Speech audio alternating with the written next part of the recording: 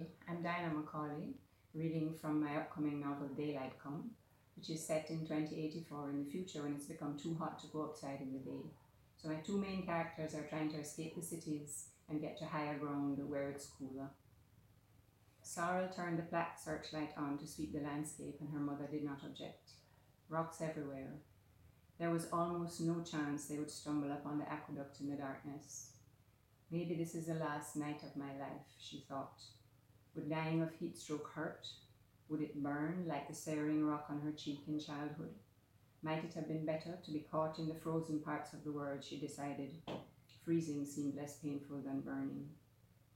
All they could see of the land was shape and shadow, the hard, smooth silhouettes of rocks, the spiky, irregular outline of stunted plants. Could the island be now so empty of people outside the cities? What would happen when houses and higher ground ran out? The land was flatter now and they began walking faster. A giant rock loomed to their left. Let's rest for a bit over there, Bibi said, pointing. Have a little drink. Bibi led the way to the rock which loomed above their heads. It was nestled into the slope on one side, jutting out smooth and round, like something man-made. What's holding it in place, Bibi said. Why didn't it get washed away? Who cares? It's big. That's probably why. Sarah looked at the clock on the plaque. Minutes to midnight. They had been walking for close to 4 hours and had not yet found the aqueduct.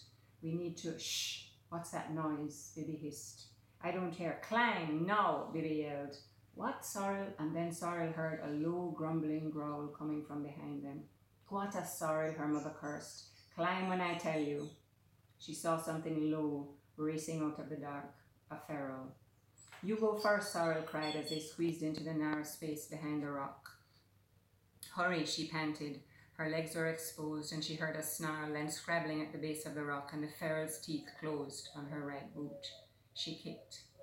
If she lost her boot, they were dead. Something bounced against the rock and she heard the animal yip. Her boot was free. She began to climb. She saw her mother's extended hand but ignored it. Did it bite you? Are you bleeding? Bibi demanded. I don't think so. It had my boot. Guata. I left my backpack in the open. Everything is in it. She realized Bibi's pack was also gone. They sat back to back, knees to chest. The feral snuffled and barked below.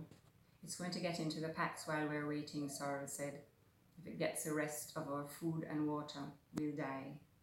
Is it only one canine? Bibi asked. Ferals aren't usually alone. One bit my boot, that's all I know. They waited, listening, watching the sky for signs of lightning. Sorrel's impatience ebbed. If the choice was between frying on the rock and being torn apart by ferals, she knew which she'd choose. People used to be burned at the stake, she remembered from history module.